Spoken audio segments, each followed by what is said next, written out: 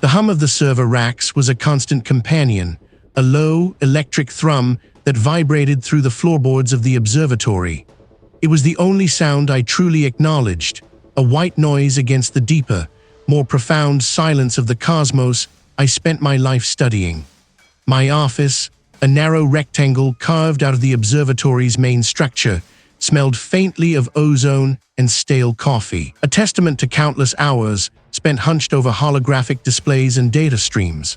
My routine was a rigid skeleton around which the flesh of my existence had grown. Early mornings, solitary meals, endless nights tracking distant light. It suited me. The universe, in its vast, indifferent majesty, was a far more predictable and honest entity than any human interaction I had ever known. Sometimes, when the silence of the dome became too heavy, or the endless stream of data too abstract, I sought a different kind of quiet. I had stumbled upon it years ago, a silent congregation of weathered rock, each monolith etched with the unreadable script of wind and rain. There, beneath the same stars I mapped from my console, I felt a peculiar resonance, a connection to an antiquity that dwarfed even the oldest light I observed. It was a grounding ritual, a way to remind myself that even amidst the dizzying expanse of space, there were mysteries anchored firmly to the soil beneath my feet. This particular night, however, offered no such respite. I was deep into a long-term survey, meticulously charting the faint background radiation from the intergalactic medium, a cosmic wasteland between star systems. My eyes, accustomed to the dim glow of the monitors, scanned across the spectral readouts. Millisecond pulses, faint energy fluctuations, the predictable static of the universe. It was all there, a familiar tapestry of cosmic noise. Then a flicker, a spike on a rarely used frequency band, an ephemeral ghost in the data stream. I blinked, leaning closer, my breath catching in my throat. It vanished as quickly as it appeared. Just a transient, I muttered, my voice a low rumble in the quiet room. Equipment hiccup. I ran a quick diagnostic on the primary receiver. Then the secondary. All systems reported green. The optical links were stable, the cryogenic cooling units functioning perfectly, no localized interference. I adjusted the filters, recalibrated the spectral analyzer, running through the exhaustive checklist I had developed over decades of hunting down every conceivable glitch. Nothing. The system was pristine, humming along with its usual, efficient drone. I dismissed it, attributing it to a momentary processing error, a phantom signal generated by my own tired eyes. I returned to my survey, pushing the anomaly from my mind. Hours passed. The holographic display of the cosmos deepened in hue, reflecting the slow creep of dawn beyond the observatory walls. My fingers moved automatically across the control panel, logging data, sifting through noise. And then it reappeared. Not a flicker this time, but a sustained presence, a distinct signature that bled across the frequency band. It was faint, barely discernible above the pervasive cosmic background, but it was there. My heart gave a sudden hard thump against my ribs, a sensation I rarely experienced. My mouth felt dry. I isolated the signal, bringing it to the forefront of the display. Its waveform was unlike anything I had ever encountered. It wasn't the chaotic burst of a gamma-ray event, nor the rhythmic pulse of a distant pulsar. It wasn't the broad, featureless smear of thermal radiation. It was structured. My mind struggled to categorize it. It possessed a deliberate cadence, a complex arrangement of frequencies that repeated, not perfectly, but with an underlying, evolving pattern. It was a language without words, a melody without instruments, carrying an impossible weight of information. The distance was staggering, measured in billions of light-years. And the age, I ran the calculations again, double-checking the redshift, verifying the cosmic expansion models. My findings were consistent. The signal had traveled for an epoch beyond human comprehension, impossibly ancient, predating the formation of Earth, perhaps even the Milky Way itself. This wasn't just an anomaly, it was a fundamental contradiction to everything I understood about the universe. Noise, chaos, random chance, these were the bedrock of cosmic existence. But this signal, it spoke of intent, of design. I stared at the intricate patterns dancing across my screen, a silent, incomprehensible message from the deepest, most primordial reaches of reality. What kind of entity could craft such a thing, and for what purpose had it been sent across the vast, lonely reaches of intergalactic space? My hands still trembled, A faint tremor I tried to ignore as I confirmed the diagnostics. Green, all green. The optical links hummed. The cryogenic coolers cycled with reassuring precision. No interference, no glitch. The impossible signal was undeniably real, a faint whisper from the void between galaxies, now echoing in the sterile quiet of my console room. I leaned closer, my breath fogging the cool glass of the monitor. The raw data scrolled, an endless cascade of numbers and symbols. I had calibrated for every known form of astrophysical emission, pulsars, quasars, cosmic microwave background radiation. This was none of those. This was structured. It had a rhythm, a cadence like a language I'd never heard, or a code built on principles I'd never conceived. My fingers, stiff with a sudden chill, moved across the keyboard, calling up spectral analysis tools, Fourier transforms, pattern recognition algorithms. Hours bled into one another. The world outside ceased to exist. My eyes burned, the edges of the screen blurring into the deep purple of digital twilight. I started with the simplest approach, frequency analysis. The signal wasn't monochromatic. It shifted subtly across a broad band, yet always returning to a series of specific, repeating frequencies, like notes in an impossibly complex chord. But the intervals between these notes weren't based on any known musical scale or natural harmonic series. They were alien. I tried converting the data into an audio waveform. A low thrum filled my headphones, a sound so deep it vibrated in my teeth. It was not static, not white noise. Sometimes, a burst of high-frequency pulses would cut through the drone, sharp and insistent like a warning. My scalp prickled. I felt a profound, unsettling discomfort, as if listening to something that was not meant for human ears. The sound burrowed into my skull, a subtle pressure behind my eyes. The patterns became more insidious as I delved deeper. I isolated repeating sequences, thinking I could find a prime number series, a mathematical constant, anything to anchor it to universal laws. Instead, I found nested structures, fractals that seemed to fold in on themselves, yet defied conventional fractal geometry. Each layer revealed another, more intricate layer beneath, always just beyond the grasp of my current algorithms. It was like trying to understand a book written in a language that not only used unknown letters, but also fundamentally different concepts of grammar and meaning. My determination, usually a steadfast companion, began to curdle into a desperate obsession. Sleep became an unwelcome interruption. Food, a forgotten ritual. What kind of intelligence would communicate in such a way? I started seeing the patterns everywhere, even when I closed my eyes. The intricate, impossible geometries of the signal superimposed themselves on the backs of my eyelids, a shimmering purple lattice. It felt like the signal was not just out there, but somehow in here, in my mind, reconfiguring my perception. The air in the console room grew heavy stale. A faint, metallic tang like old copper lingered on my tongue. Was it the electronics or something else? One particularly complex sequence, when visualized, formed an image. It looked like a knot of pure thought, twisting and untwisting, hinting at symmetries that didn't exist in Euclidean space. I spent another full day trying to stabilize it, to render it solid, but it remained ephemeral, a ghost in the machine. It pulsed, a slow, rhythmic expansion and contraction that mirrored the throbbing in my temples. The isolation, once a comfort, began to press in. I had nobody to share this with, nobody to validate what I was seeing. A colleague would call it a malfunction, a trick of the light. A superior would demand peer review funding, grants. But how could I explain this? How could I articulate the feeling that this signal wasn't just information, but an entity? I needed to clear my head, to ground myself in something ancient, something real and unchanging. The signal, despite its vast distance, felt immediate, pressing. I drove for hours, the old truck rattling over the winding back roads, until the faint glow of distant towns vanished behind the rolling hills. The sky above was a velvet cloth, dusted with indifferent stars. Ahead, silhouetted against the nascent moonlight, stood the standing stone circle, older than recorded history. I had visited it before, a strange, comforting relic in a world obsessed with the new. Tonight, it felt different. The stones, massive and unyielding, seemed to hum with an unheard resonance, a deep, silent thrum that echoed the signal I had been decoding. I walked among them, my boots crunching on frosted grass. Their surfaces were rough, scarred by millennia of wind and rain. It felt oddly warm beneath my touch, or perhaps that was just my fevered imagination. I closed my eyes, trying to feel the stillness, the ancient quiet.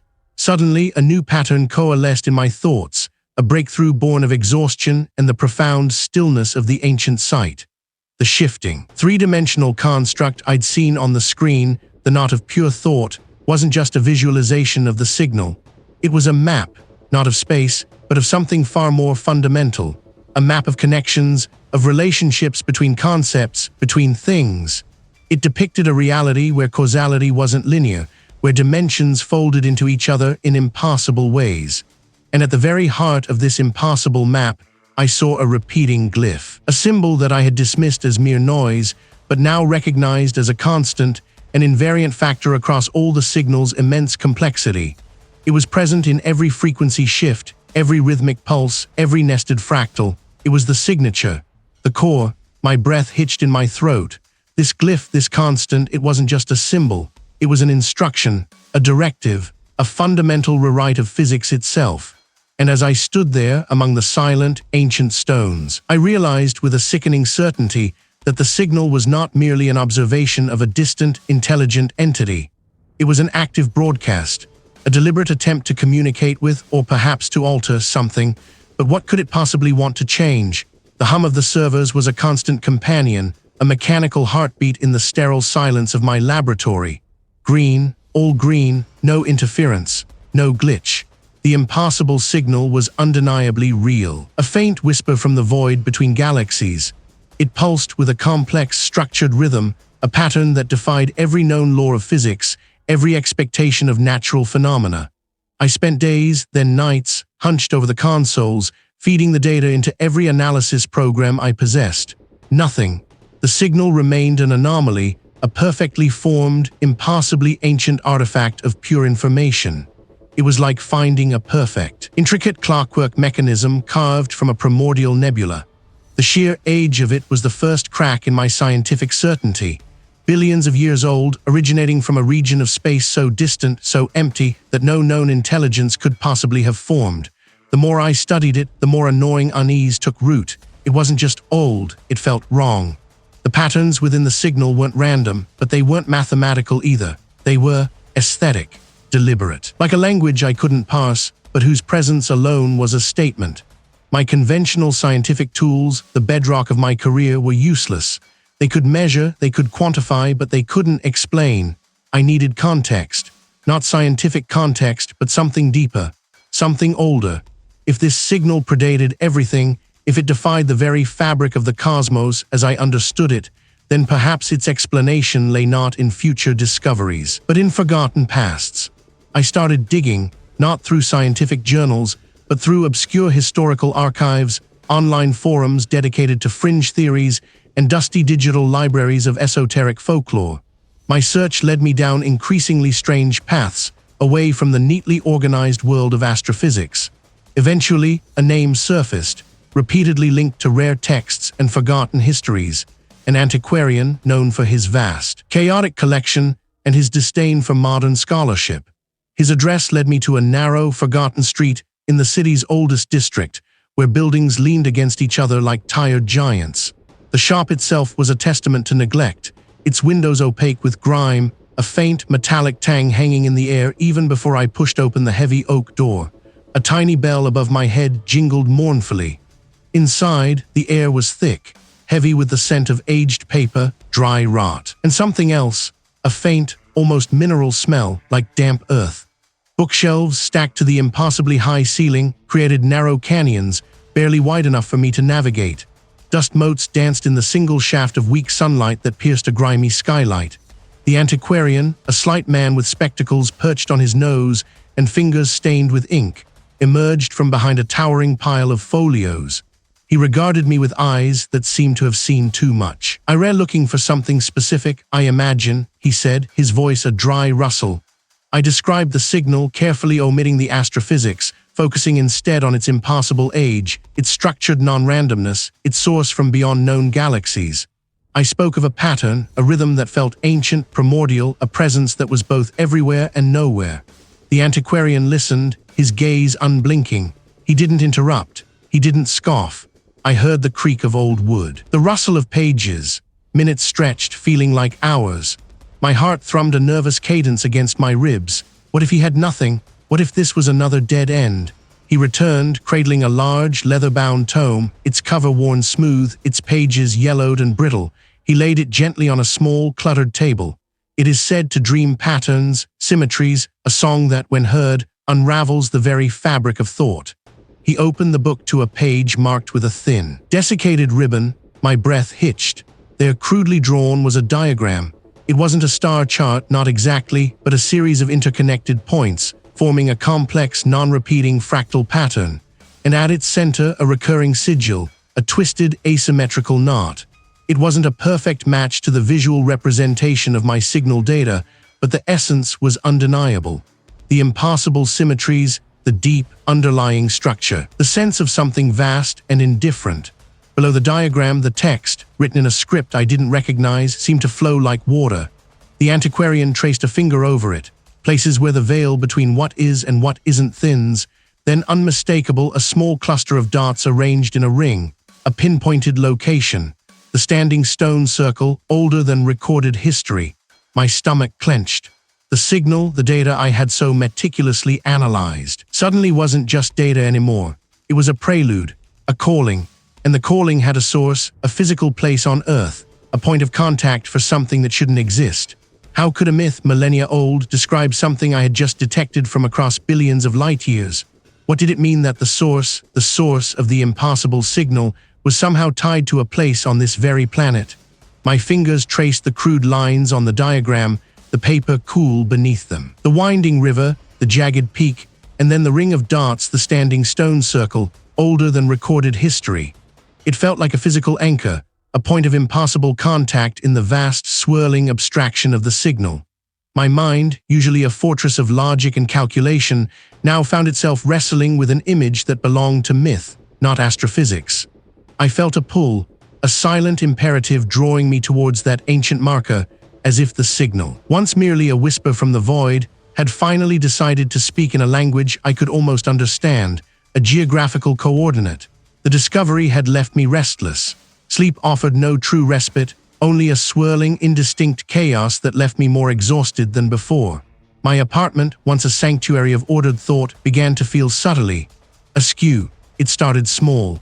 I'd set my mug on the desk, steam curling from the tea, then turned to consult a paper. When I looked back, the mug was a few inches to the left, or rotated slightly, its handle facing the wrong way.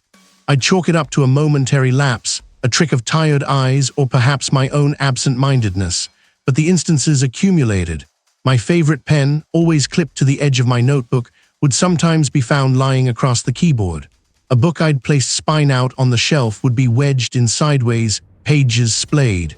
Each time I'd correct it, a faint frown creasing my brow, and then dismiss it. My focus needed to be on the signal, on the implications of the standing stone circle, not on phantom rearrangements of household objects.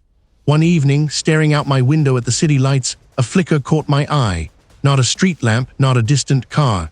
It was in the glass itself, a momentary shimmer, like water disturbed by an unseen stone. For an instant, the reflection of my own face seemed to stretch, elongated and distorted before snapping back to normal. My breath caught. I pressed a hand to the cool pane, feeling nothing but the smooth surface. Had I imagined it? The light from my desk lamp was steady. No breeze stirred the curtains. I shook my head, rubbing my temples. Too much caffeine, too little sleep. The isolation was getting to me. I needed to visit the circle. That night, the dreams began in earnest. They weren't the usual jumbled echoes of the day's anxieties. These were invasive, vivid, and profoundly unsettling. I stood in an infinite, shifting landscape, where the ground beneath my feet was not solid earth, but a tessellation of impossible angles, constantly reconfiguring itself. The sky above was not dark, but a pulsating violet, pierced by geometric forms that rotated with a silent, grinding motion. There was a sound too, not with my ears, but directly inside my skull, a low thrumming, a vibration that resonated with a terrifying familiarity, like the subtle hum I'd detected in the signal itself.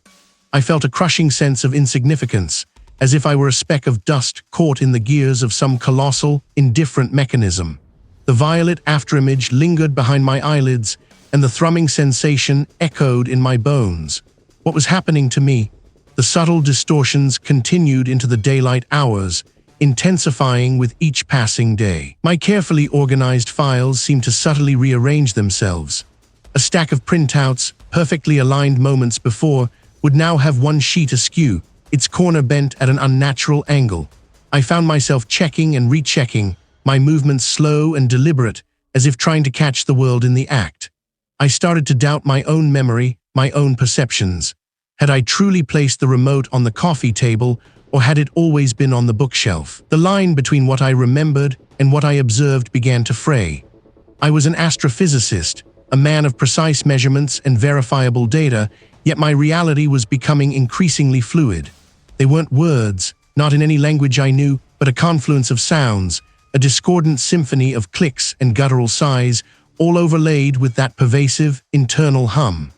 I saw impossible structures, architectures that defied perspective, existing simultaneously in multiple dimensions. There were faint, fleeting glimpses of something vast, something ancient, moving beyond the veil of what I understood as existence. I would wake up gasping, the taste of ash in my mouth, convinced that something had been directly communicating with me, or worse, implanting these images into my mind. My thoughts felt less like my own, invaded by foreign concepts that twisted and reshaped my understanding of space and time. Was this the effect of the signal? Was this what contact truly meant? The climax of these early intrusions occurred one afternoon in my study. I was hunched over my desk, meticulously comparing the signal's complex patterns with the rudimentary map of the standing stone circle, trying to force a correlation, to find a logical bridge. My eyes burned. The air felt thick, heavy.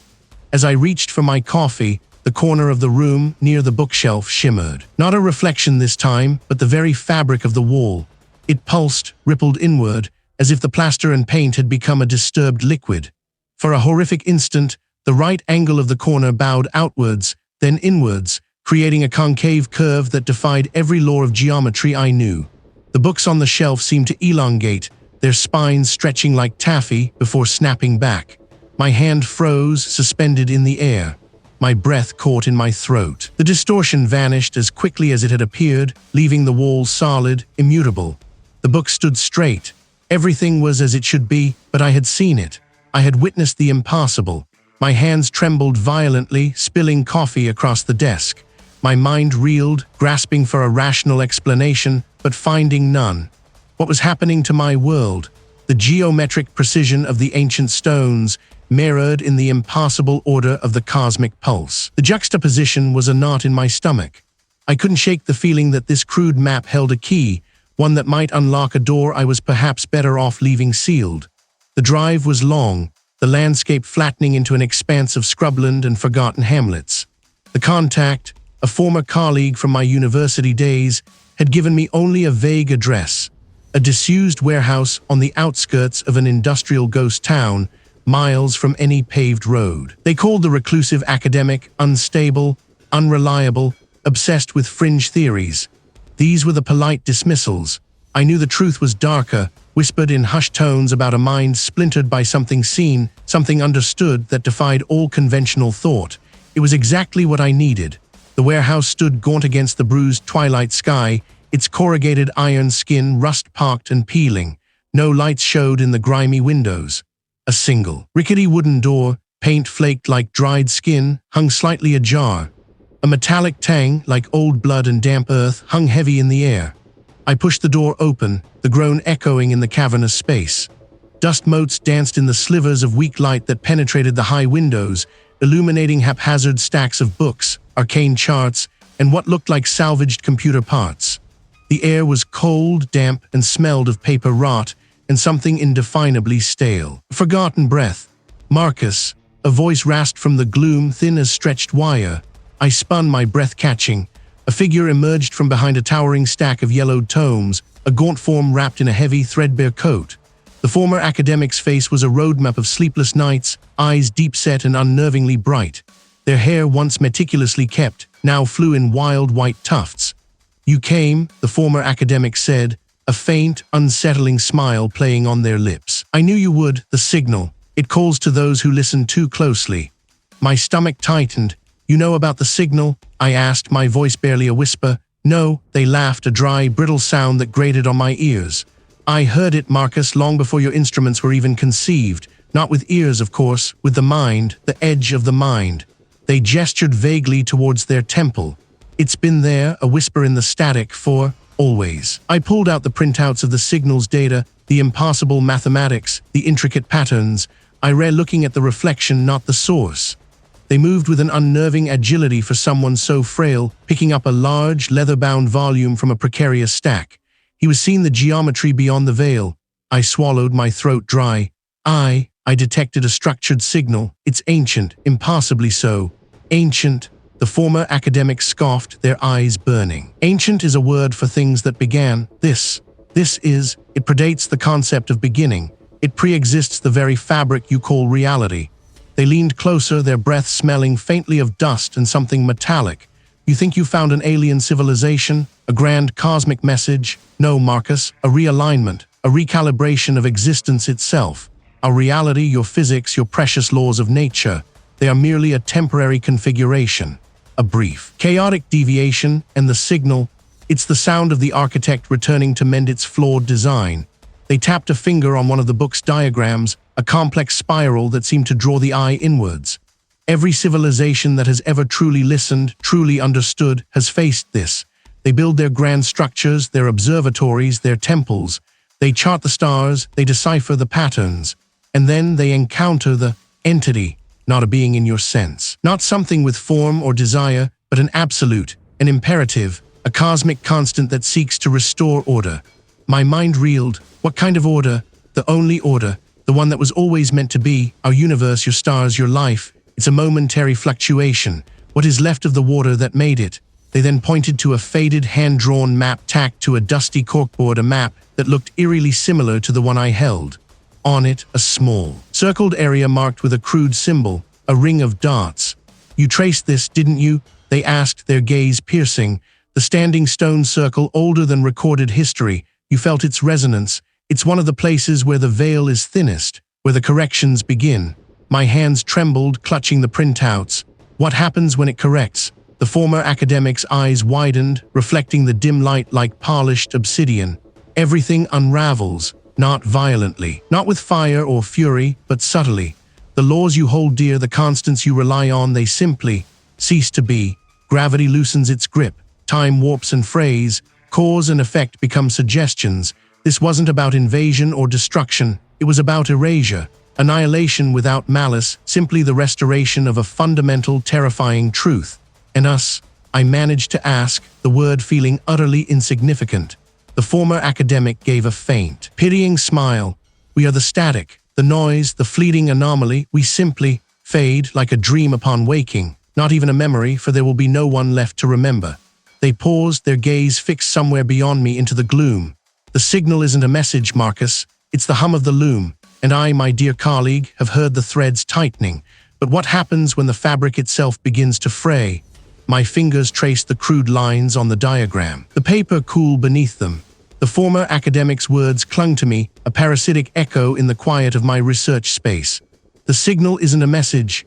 It wasn't a message. The thought had burrowed deep, festering. If not a message, then what? My hands, usually steady, trembled as I adjusted the filters on the console.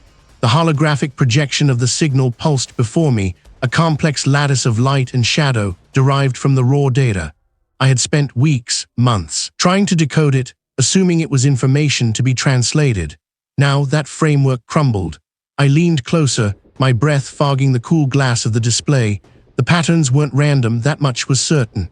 There was a profound structure, an intricate geometry that defied any known mathematical model, yet possessed an undeniable internal logic. It was like staring at a tapestry woven from light itself, each thread holding an impossible age. My eyes burned, tracing the oscillations, the harmonic relationships. I felt a growing sense of discomfort, a prickle on my skin, as if the air around me had thickened. What was I missing? The hours blurred, coffee tasted like ash, my muscles ached from the hunched posture. I began to strip away layers of my own assumptions, discarding every parameter I had meticulously built. What if it wasn't a language for communication, but a language of being. I recalibrated, searching not for semantic meaning, but for fundamental principles for resonance. And then it shifted. A new filter, a desperate, intuitive guess based on nothing but a gut feeling, brought it into focus. The lattice vibrated with a different quality. It was no longer a static pattern but a dynamic flow, a slow, deliberate unfolding. A rhythm emerged, subtle at first, then undeniable. Not a beat, but a vast, glacial cadence, like the turning of celestial gears. It wasn't a hum I heard with my ears, but felt in the hollows of my bones, a deep thrumming that resonated with the very core of my being. My teeth began to ache. Was this a trick of my exhausted mind, or was the signal truly evolving? The air grew heavy, thick with an unseen presence. It pressed down on me, a tangible weight that stole my breath. The light from the console seemed to dim, though the readouts remained vibrant. I started to perceive nuances in the signal that defied visual representation, a texture, a temperature, a faint, metallic taste on my tongue. It felt ancient beyond comprehension, yet intensely present. I was no longer merely observing data. I was being addressed. I leaned back, my chair scraping against the concrete floor. The room felt smaller, the walls closing in. The signal pulsed, now with a deliberate, almost predatory rhythm. It was a song. I realized with a jolt that went through me like a current. An immense, alien song, composed not of sound waves, but of fundamental cosmic vibrations. It was a language of pure existence, speaking directly into the raw nerves of my consciousness. My mind reeled, trying to grasp the sheer impossibility of it. Fragmented impressions began to flood my thoughts, unbidden and overwhelming. They weren't images, not exactly, but conceptual downloads, vast and terrible. I saw, or rather, understood, the universe as a flawed design, a chaotic sprawl of imperfections, and the entity. It was the architect, the cosmic artisan, striving for a perfect, pristine order. It sought to correct, to unravel the errant threads of reality, to smooth out the wrinkles of existence. My blood felt like ice in my veins. What would this correction entail? The song intensified, its cadence quickening, now an irresistible current pulling at my very being. The impressions grew clearer, more focused. The entity was reaching out, not to communicate, but to impart. It showed me glimpses of its work, not as a destructive force, but as a meticulous, necessary reordering. Stars flickered out like spent candles in my mind's eye. Galaxies dissolved into shimmering dust, not violently, but with an eerie, quiet inevitability. Humanity, our struggles, our triumphs, our very existence. We were less than motes of dust in this grand design, an insignificant anomaly to be swept away. A new sensation arose, a deep, insistent thrumming that seemed to emanate not from the console, but from the very ground beneath my feet. The song was no longer confined to the digital realm. It was in the air, in the floor, vibrating through the concrete. It was everywhere, and it was calling me. The call wasn't a voice, but an undeniable magnetic pull, a resonance with something ancient and forgotten on Earth. I felt a profound sense of urgency, an imperative to go to witness. I needed to see where this ancient song had found its echo, where its influence had first touched our world. What waited for me there? I drove, a phantom limb guiding the wheel, through the pre-dawn gloom. The song was a compass now, a relentless beacon in my mind. It pulsed, urging me onward, the thrumming growing stronger, more insistent, vibrating through the chassis of the vehicle.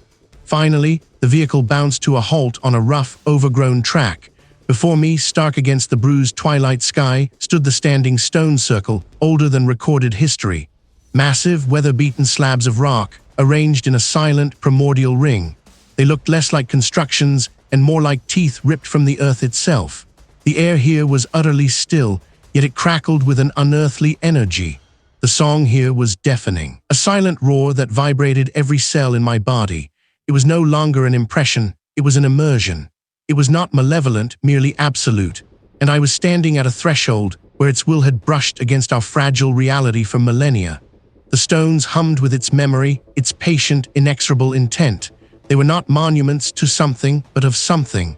What had been revealed here in this ancient circle so long ago, and what was being revealed to me now. The hum of the machinery, a constant comfort for years, now seemed to vibrate with a discordant undertone, a whisper just beneath the threshold of hearing. I tried to focus on the data streams, on the intricate patterns that had once promised a revolution in astrophysics. But the numbers blurred. The geometric arrangements, previously so elegant, now seemed to writhe, their lines subtly shifting, their points refusing to stay fixed. My eyes ached. I rubbed them. But the phantom movements persisted, a shimmering distortion at the edges of my vision. A dry, metallic taste coated my tongue. I felt a prickling sensation on my scalp, as if fine hairs were standing on end, reacting to an unperceived current in the air. The silence of my isolated space, once a sanctuary, had become a heavy blanket. Every creak of the building, every distant vehicle passing on the road outside, sounded amplified, intrusive. There was a scratch at the door. I froze, straining to hear. Nothing, just the constant, almost imperceptible thrum of the equipment, but the feeling of being watched, of being scrutinized, was overwhelming. I found myself checking the locks, double-checking the reinforced steel door, peering through the small, high window at the moonless night. The world outside felt menacing, a landscape of hidden threats. Sleep offered no respite. Fleeting moments of unconsciousness were plagued by abstract visions, impossible angles, colors that defied the spectrum, a pervasive, resonant tone that vibrated through my very bones. Reality felt thin, stretched. The boundaries of my room, the solid certainty of the floor beneath my feet, wavered. After days of this escalating torment, a strange compulsion began to take hold. It wasn't a thought, not a logical deduction, but a deep, irrational pull. The signal, or rather, the effect of the signal, seemed to point elsewhere, to something ancient and grounded. It was a resonance, a faint, almost imperceptible echo that I felt not in my ears, but in the marrow of my bones. I had to go. I had to see. My old vehicle groaned in protest as I started it, the engine rattling against the quiet of the pre-dawn hours.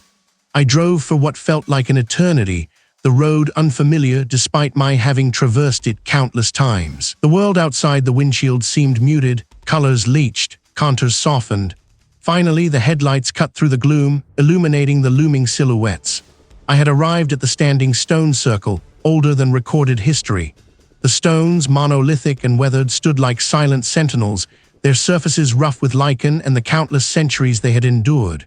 It was the air itself, moving in strange, intricate patterns, like unseen currents in a deep ocean. I walked among the colossal pillars, my fingers tracing the rough, pockmarked surfaces.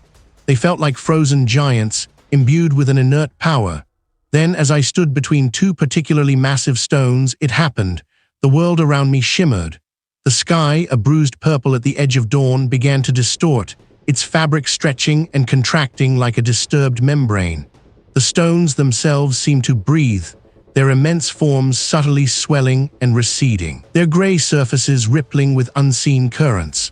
A low, resonant hum began to build, not in my ears, but deep within my chest, vibrating through my ribs, my skull, my teeth. It was the signal, not just heard but felt, a pervasive tremor that threatened to shake me apart. As the hum intensified, the shimmering intensified too. They were the patterns from my data streams, but now they were real, superimposed over the ancient landscape, tangible and terrifying. My mind reeled. This wasn't a hallucination born of sleep deprivation. This was the world itself, dissolving and reforming around me. The former academic's words echoed again, but this time with a horrifying clarity. The signal isn't a message. It wasn't a message because it didn't need to be. It was a fundamental alteration, a correction being applied directly to existence. These ancient stones, I realized with a sickening lurch in my stomach, weren't just standing here. They were resonating, perhaps even conducting this change, their immense age making them perfect anchors for whatever impossible geometry was now being etched into the world.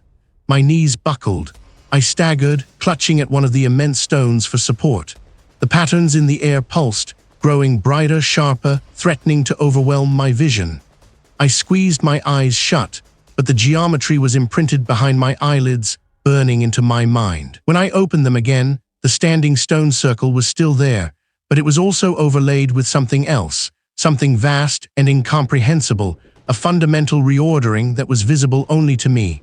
I stumbled away from the stones, the ground feeling unstable beneath my feet, as if the very earth was shifting its internal structure.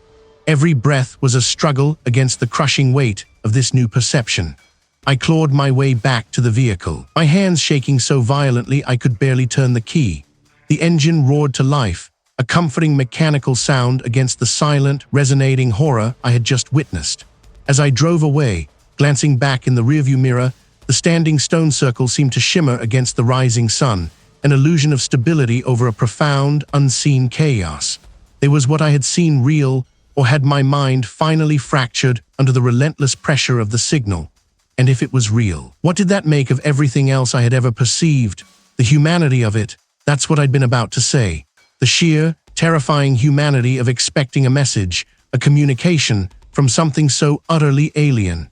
The former academic had stripped away that comforting illusion, leaving me exposed to a colder, more profound truth. If it wasn't a message, what was it? The hum of the equipment filled the void left by my thoughts, a fragile barrier against the unsettling quiet of the universe. Days bled into a single, extended vigil. My research space became a hermetically sealed bubble, its air thick with ozone and my own stale breath. I ate when I remembered, slept in fits, always drawn back to the screens, to the evolving signal. It wasn't just a static hum anymore. There was a rhythm, a pulse that seemed to resonate not through the speakers, but deep within my chest cavity. Then the anomalies began. Subtle at first, easily dismissed. A flicker in the fluorescent lights overhead, too brief to register as a fault. A distant rumble like heavy machinery, but the facility was isolated, deep underground. I dismissed them as exhaustion, the tricks of a mind pushed to its limits, but they grew. The air in my quarters developed an unnatural density, like breathing through a fine silt. Objects felt heavier in my grasp, a mug, a data slate. I'd set a pen down, and it would settle with an exaggerated thud, as if gravity had momentarily intensified. My colleagues, when I managed a brief, strained interaction, complained of chronic headaches, a persistent pressure behind their eyes. They blamed poor ventilation, the relentless work schedule. I knew better. I felt it too, a dull ache that resonated with the signal's deepening thrum. One morning, the sky outside my small, grimy window was wrong. Not just overcast, but wrong. The clouds, usually a soft, diffuse gray, were etched with impossible geometries, sharp angles that defied meteorological explanation. They hung low, bruised and swollen, like a festering wound in the atmosphere.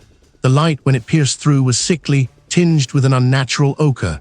I checked the atmospheric sensors. No seismic activity, no unusual weather patterns reported. Yet the pressure gauge in my lab dipped, then spiked in erratic, violent bursts that had nothing to do with barometric shifts. My instruments, designed for precision, began to falter. The chronometers gained or lost seconds in unpredictable surges. The delicate gyroscopes on my small celestial models spun erratically, their balance points shifting, as if the fundamental forces of the room itself were in flux. It wasn't a message. It wasn't a message because it didn't need to be. It was an effect, a ripple. The signal wasn't transmitting information, it was transmitting its presence. The anomalies, the impossible sky, the shifting gravity, these were not random occurrences. They were symptoms. The entity wasn't just out there anymore, it was here. A frantic search through historical data, cross-referencing ancient texts with astronomical charts and the signal's spatial coordinates, led me to a single, unsettling convergence. A pattern emerged, faint and obscured by millennia of forgotten knowledge, but undeniably there. Certain geographical points, sites of inexplicable phenomena, or revered for their connection to the otherworld in bygone eras, seemed to align with peaks in the signal's influence, almost as if they were resonant nodes. One location stood out, marked by a density of strange occurrences in folklore and geological oddities, a remote site far from any modern settlement. The road was cracked, overgrown, eventually dissolving into a muddy track. I pushed through a dense thicket of gnarled, ancient trees, their branches clawing at the bruised sky, and then I saw it. These megaliths, gray and pitted with age, stood like petrified sentinels against the horizon. They were enormous, rough-hewn slabs of granite, arranged in a precise, unsettling geometry. Lichen clung to their surfaces like diseased skin. A biting wind whipped around them. Yet the air within the circle itself was eerily still, utterly devoid of natural sound. No rustling leaves, no chirping insects, no cry of distant birds, just the profound, suffocating quiet. As I stepped across the threshold of the circle, an impossible sensation washed over me. The ground beneath my boots felt wrong. It didn't feel solid. It felt like walking on a stretched membrane, taut and vibrating. My vision blurred at the edges, the stones seeming to waver. Their ancient forms subtly shifting, not physically, but perceptually, as if my brain struggled to reconcile their existence. I reached out, my fingers brushing against the rough surface of one of the immense stones. The pulse I'd felt in my chest for days, intensified here, a deafening resonance that threatened to shatter my very being. This place wasn't just old, it was a scar, a focal point. My stomach lurched, my knees buckled. I closed my eyes, gasping. My hands pressed against the ancient stone, anchoring myself to anything solid. When I opened them, the ground was firm again, the stones unmoving, yet the sensation lingered, an indelible imprint on my mind. The entity wasn't transmitting, it was manifesting. These were not mere gravitational anomalies or atmospheric distortions. This was a fundamental unraveling, a restitching of reality at its most basic level. It was not a message. It was an arrival. What did it want with this ancient earth? The chill that had settled deep in my bones after the former academic's stark pronouncements was not a passing thing. It had rooted itself, a cold, blossoming seed of certainty. If the signal was not a message, then what was it? It was an intrusion, a correction in the fabric of what I understood, and the implications pulsed like a bruised nerve. I couldn't just sit with it. Not when the weight of that truth felt like a physical pressure, bending the light in my office, distorting the familiar posters on the wall. My fingers trembled as I reached for the comms unit on my desk. My breath hitched, a shallow, ragged sound. I had to speak. I had to warn them. The lead researcher, the director, anyone who would listen to the data, to the anomaly, to the growing, terrifying pattern. My voice, when I finally spoke into the receiver, was hoarse, a stranger's rasp. "I need an immediate meeting," I stated, trying to inject a semblance of scientific calm into the frantic urgency that gripped my throat. "It's critical, beyond critical, it concerns everything." A pause, a faint crackle on the line. Then the voice of the departmental secretary, smooth and unruffled, utterly oblivious. "Marcus, are you quite all right? You sound distressed. The director is in a conference." Distressed, an understatement. I was a ship listing in a storm, the hull groaning under an impossible pressure. "No, you don't understand. This isn't a request for a chat. This is an alarm, the signal. It's not what we thought. It's not a communication. It's something else entirely." My words tumbled out, disjointed, desperate. "Marcus," he replied, his tone now laced with a subtle, condescending concern, "perhaps you should take a break. You've been working non-stop. We all appreciate your dedication, but dedication won't stop this." I practically shouted, the words tearing from my lungs. "This isn't about being tired. This is about fundamental reality. The laws, the structure of existence, it's being rewritten, corrected. The signal is a precursor, a tool." Another longer pause. Then a different voice, deeper, familiar. It was the lead researcher. He must have picked up the extension. "Marcus, what's all this about? Rewritten? Tools? Are you feeling unwell?" His voice was calm, almost soothing, which only served to amplify my rising panic. It was the voice one uses for a child having a tantrum or a colleague clearly unraveling. "The data," I pleaded, my voice cracking. "Look at the new anomalies, the deviations in the cosmic background, the localized gravitational fluctuations near the source of the signal. It's not random. It's too precise, too structured. It's not natural decay. It's purposeful." I stammered, trying to recall the exact coordinates. The spectral shifts, the subtle, terrifying patterns I'd been seeing in the noise. My mind raced, trying to find the words, the irrefutable proof, but they all felt like loose sand slipping through my fingers. "Marcus, we've reviewed your initial findings. Groundbreaking work, truly, but these extrapolations, they're highly speculative, borderline, well, let's just say they lack empirical support." The lead researcher's voice was firm now, edged with a professional disappointment that cut deeper than any anger.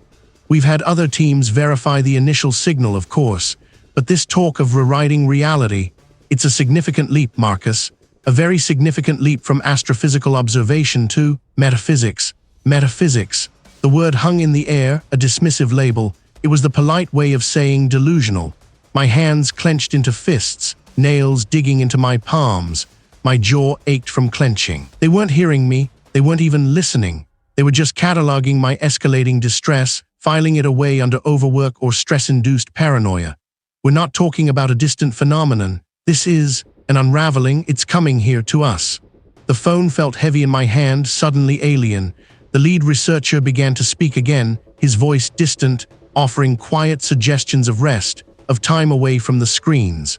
I heard the word concern float by. Then well-being, I hung up. They thought I was breaking, they thought I was mad. My office, once a sanctuary of discovery, now felt like a cage. The fluorescent lights hummed, an irritating, inescapable drone. My own breath sounded too loud. I stood up, the chair scraping harshly against the floor, and walked to the window.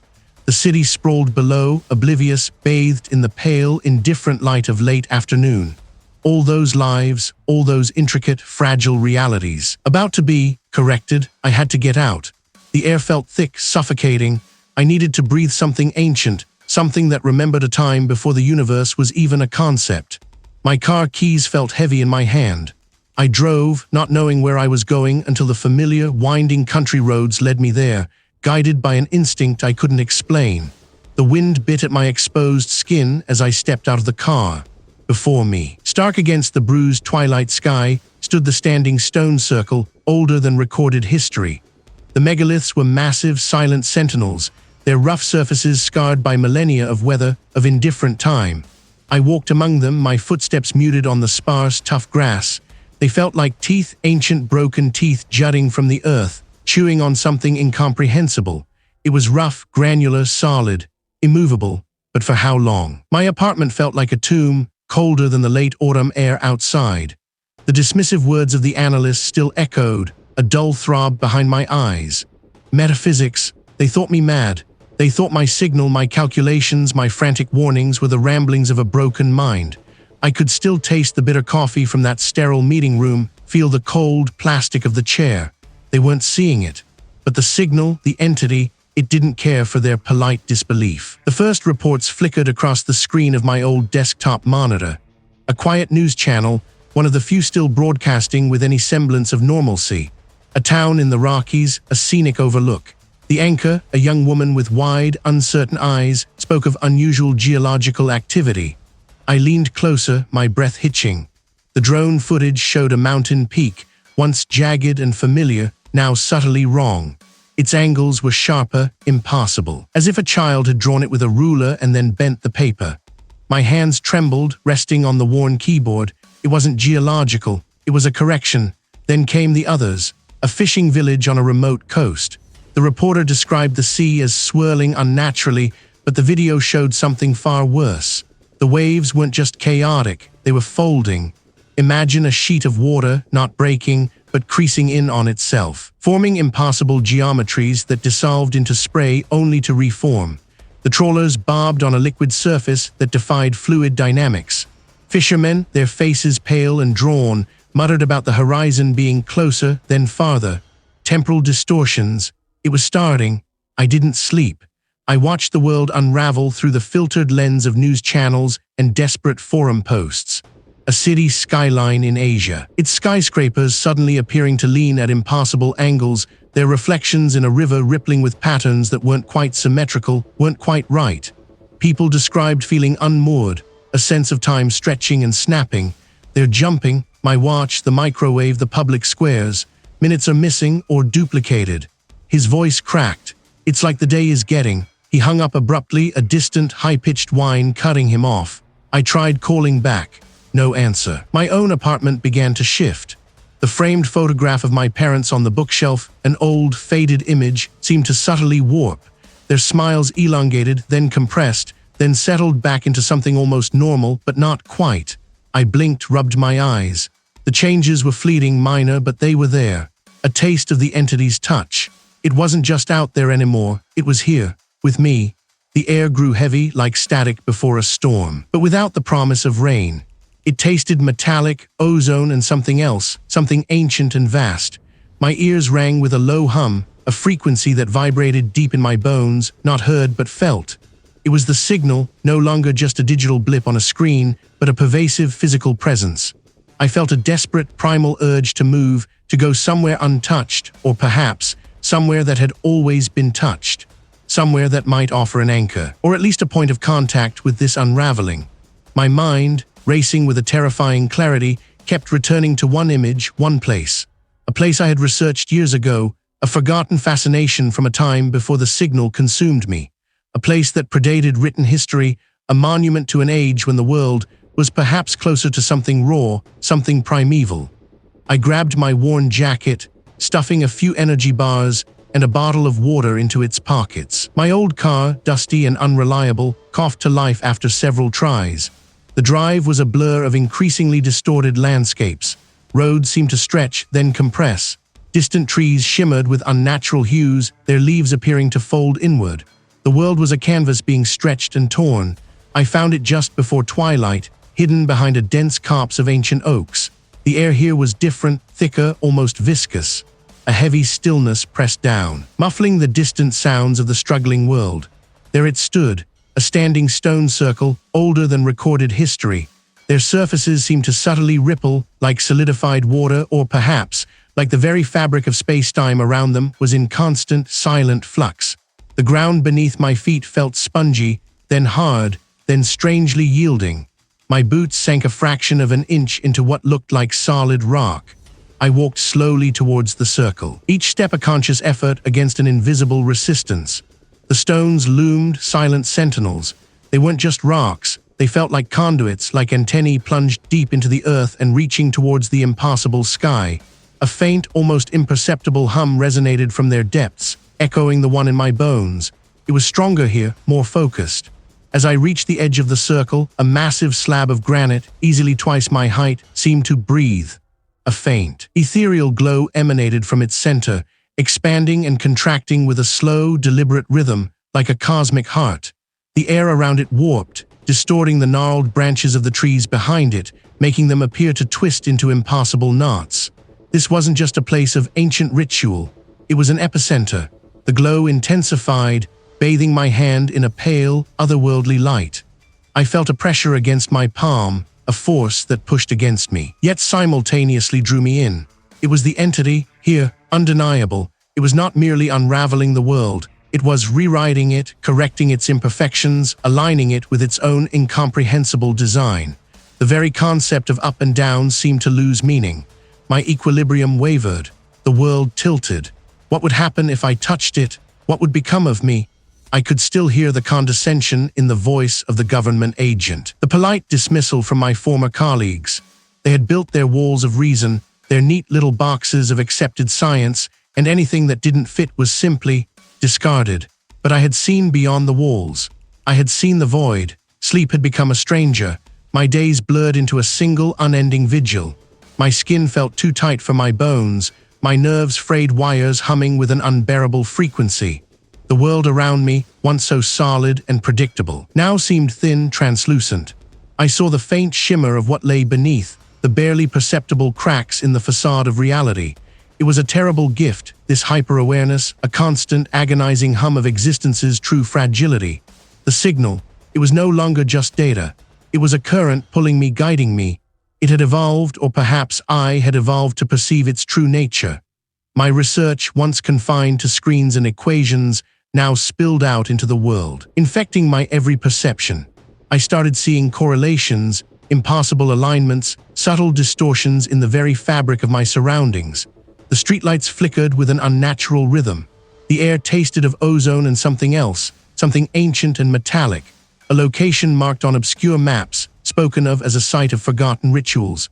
The journey was a blur of driving through the night, the signal a compass in my mind, humming louder with every mile.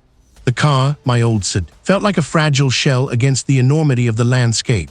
The trees thinned, replaced by rolling, desolate moorland under a sky choked with bruised clouds. A wind, sharp and unforgiving, tore at the landscape, carrying with it the scent of wet earth and something else, something like cold stone and vast, empty time. Then I saw them, black silhouettes against the bruised twilight, reaching for the sky. A standing stone circle, older than recorded history. The stones were enormous, rough-hewn pillars of granite, each one a monument to an age long before human memory. They were arranged in a pattern that defied simple geometry, a layout that seemed to ripple and shift in my peripheral vision. The air here was heavy, thick with a palpable stillness that devoured all sound. Even the wind seemed to die as I stepped into the circle's embrace. My skin prickled. I ran my hand over the rough surface of one monolith. It was impossibly old, worn smooth in places by millennia of unseen forces. It hummed faintly beneath my touch, a low, resonant thrum that vibrated through my entire body. My hyper-awareness amplified everything. The faint scent of moss and damp earth, yes, but also a smell like distant lightning and the metallic tang of something vast and unliving. I could almost hear the echoes of the wind that had swept this moorland before humans had even dreamt of language. The stones seemed to lean inward, forming a funnel, drawing my gaze upwards. The clouds above parted just enough to reveal a sliver of the night sky, a swirling tapestry of stars that seemed to pulse with an unnatural light. The signal, which had been a hum, now roared in my head, a crescendo of pure, unadulterated information. It wasn't sound, it was understanding. It was knowledge forced directly into my consciousness, bypassing my senses, bypassing my reason. And then I saw it, not with my eyes, not truly. My vision twisted, lines that should be parallel converged, spaces folded in on themselves, a geometry that defied all earthly understanding. It was a perception, a terrible clarity that ripped through the veil of my normal sight. I saw the entity. It was not a creature, not a being with form or limb. It was a principle, a vast, intricate, non-Euclidean structure that existed not in space, but as space itself, and time and causality. Its true form was a violation of every known law of physics, an impossible arrangement of dimensions that made my mind recoil. It was a tangle of impossible angles, a shifting kaleidoscope of pure alien logic, existing everywhere and nowhere at once, vast beyond comprehension, yet intimately close. My stomach seized, my knees buckled. I choked, gasping for air that suddenly tasted thin and metallic. It was simply correcting. It perceived existence as a flawed equation, a system riddled with errors. Our reality, our universe, with its neat dimensions and predictable laws, was merely an imperfect iteration, a rough draft. And the entity was the ultimate editor, the cosmic programmer. It sought to rewrite the fundamental constants, to unravel the very threads of causality and reweave them according to its own incomprehensible design. It didn't want to destroy, it wanted to perfect. And its perfection meant the eradication of everything we understood, everything we were. Our existence was a glitch, an anomaly to be smoothed out. The signal was not a communication, it was an instruction set, a program initiating the ultimate update. My mind screamed, overwhelmed by the sheer, unyielding truth of it. I was a broken vessel, filled to bursting with a knowledge that would shatter any sane mind.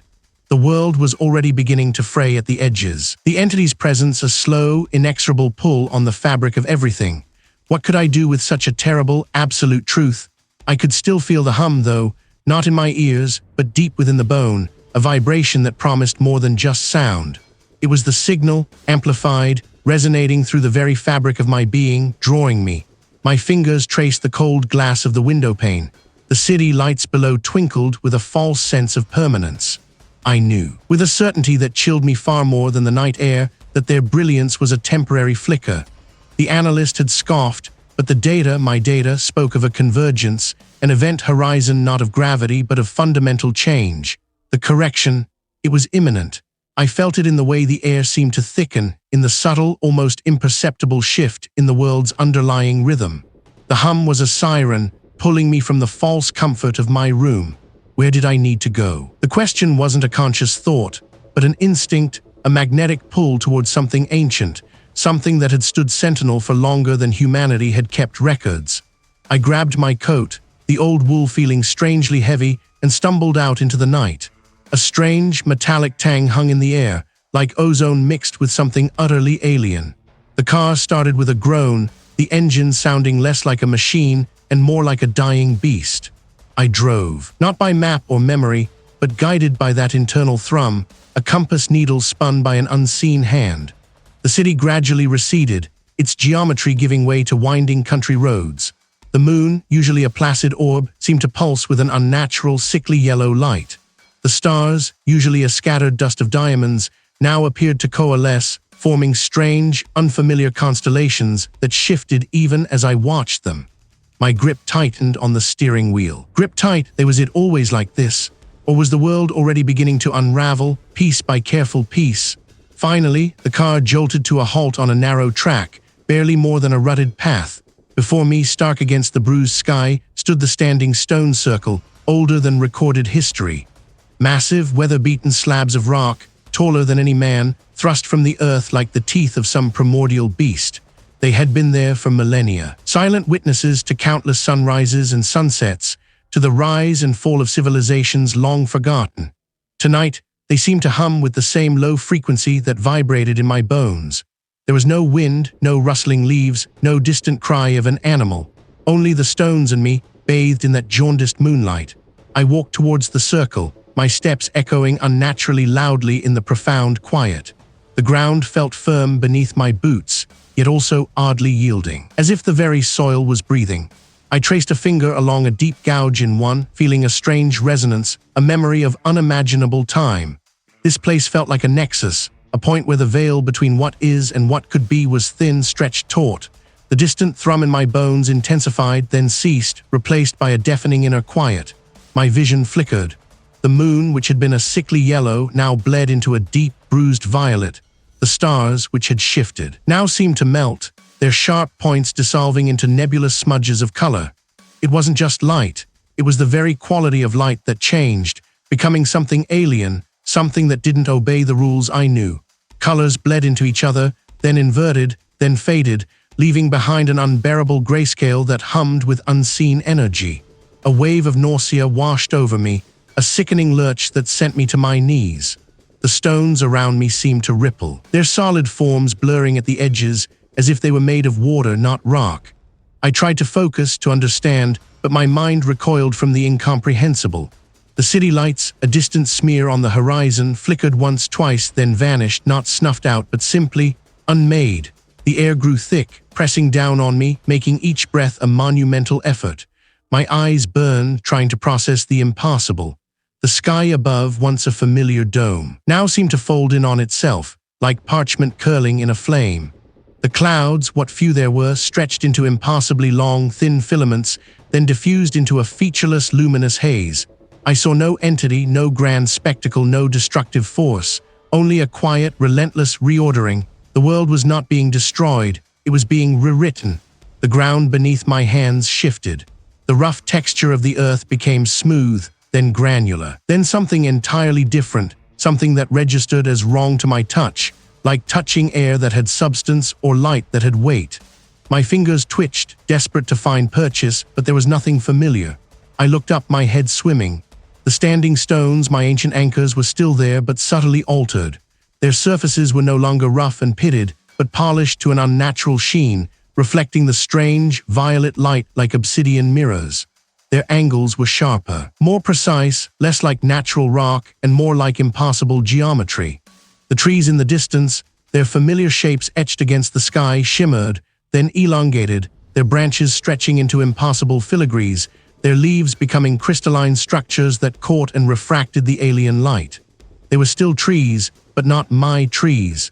They were something else, something designed by an intelligence that had no concept of biology, only of form and function. Divorced from life, a profound, crushing indifference settled over the landscape.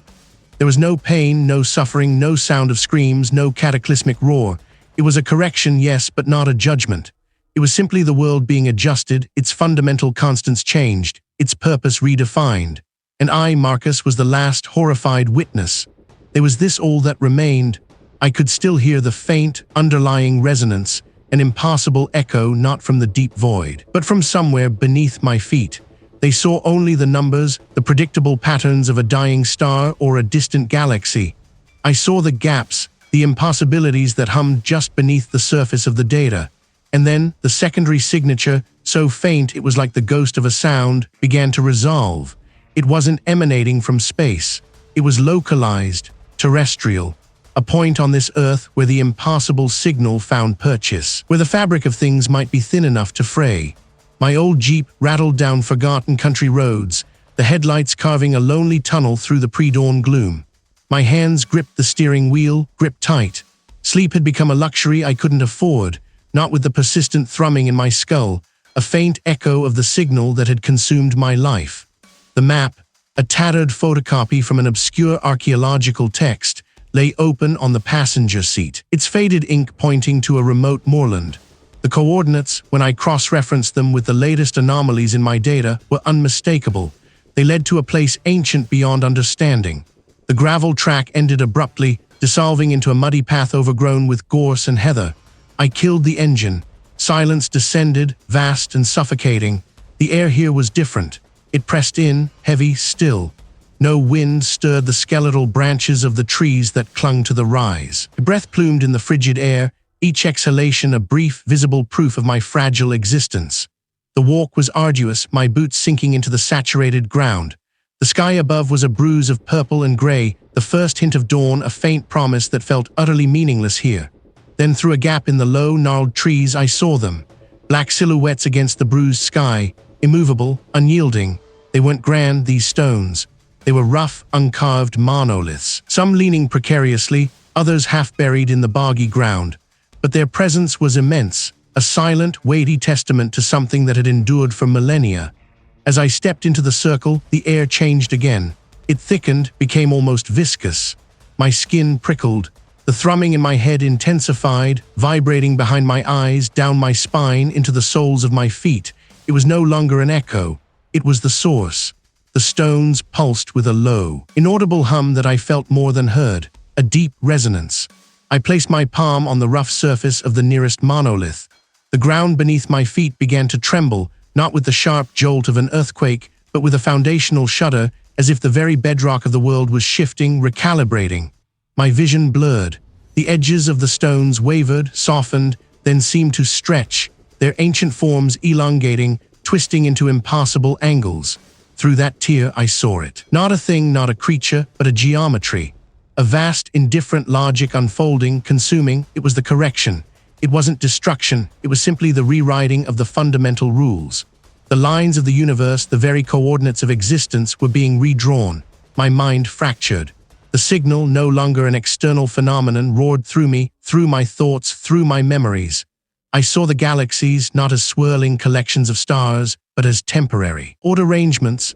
I saw the laws of physics, not as immutable truths, but as arbitrary constructs easily undone. My own body, my consciousness, became a brief, flickering error in a newly emerging, perfect pattern. The ground became fluid, the sky a shifting canvas of impossible colors and non-Euclidean shapes. My individuality, my sense of Marcus, stretched, thinned, became transparent. I was no longer an observer. I was becoming part of the observation. A single fleeting ripple in an infinite, indifferent ocean of pure, unadulterated order. My awareness stretched, encompassing vastness, then snapped back, fragmented into a single, terrifying truth. The universe was never meant to be this way. And now it wasn't. What would remain of me once the correction was complete?